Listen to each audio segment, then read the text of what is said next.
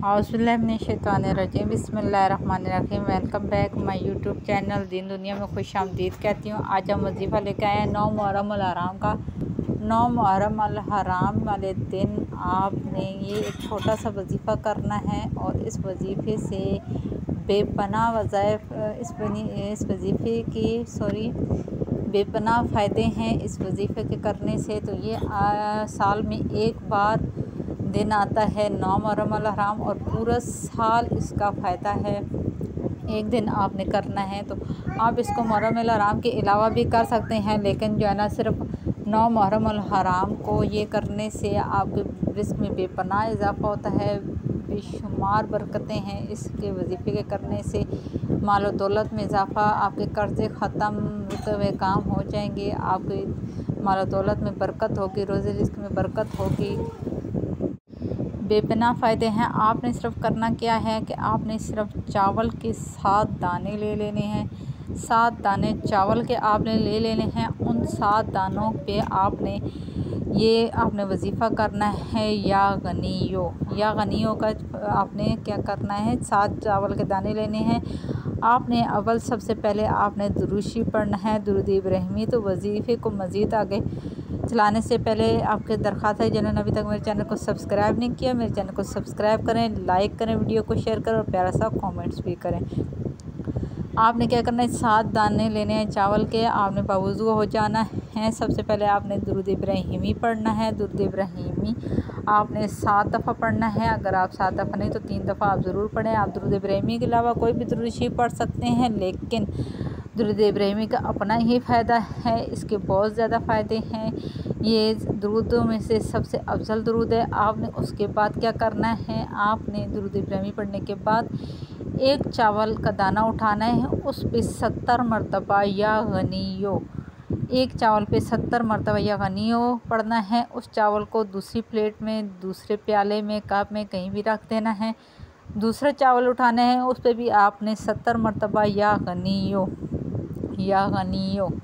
इस तरह 70 मरतबा दूसरे चावल पे पढ़ना है। इसी तरह आपने तीसरा चावल लेना है, उस पर भी 70 मरतबा, चौथा, पाँचवा, छठा, सातवां, सातों चावल पे आपने अलग अलग या गनियो पढ़ना है। और जब भी उसको या गनियो 70 मरतबा आपका मुकम्मल हो, चावल पर फूंक मार कर चावल रखना है। दूसरा चावल उठाना है, या गनियो आपने 70 मरतबा पढ़कर चावल पर फूंक मार के आपने रखना है। ये आपने 7 दानों पे, चावल के 7 दानों पे आपने 70 मरतबा इस तरह या गनियों पढ़कर उस पर फूंक मार कर उसको रखना है। उसके बाद लास्ट में आपने फिर 7 दफ़ा दुरूद इब्राहिमी पढ़ लेना है। अगर आपने दुरूद इब्राहिमी फर्स्ट टाइम दुरूद इब्राहिमी पढ़ा है तो लास्ट में भी आपने दुरूद इब्राहिमी 7 दफ़ा पढ़ना है। 3 दफ़ा पढ़ा है तो लास्ट में भी 3 दफ़ा पढ़ना है। उसके बाद आपने क्या करना है, एक पोटली लेनी है, चाहे वो मलमल का कपड़ा हो, चाहे वो एक शापर हो, चाहे वो कागज़ हो। आपने उसमें उन चावलों को उठाकर बिस्मिल्लाह पढ़कर, बिस्मिल्लाह तवक्कलतु अलल्लाह पढ़कर आपने उसको उसके अंदर बांध लेना है।